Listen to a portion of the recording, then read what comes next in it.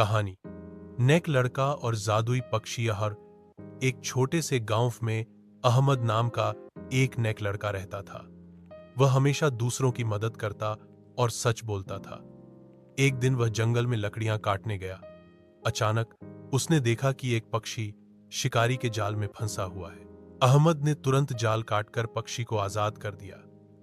पक्षी खुश होकर बोला, अहमद, तुमने मेरी जान बचाई है। मैं कोई आम पक्षी नहीं बल्कि जादुई पक्षी हूं। मैं तुम्हारी एक इच्छा पूरी करूंगा। अहमद ने कुछ देर सोचा और कहा, मेरी इच्छा है कि हमारे गांव के सब लोग खुश और खुशहाल रहें। कोई भूखा न सोए। परिंदा मुस्कुराया और अपने पंखों को हिलाया।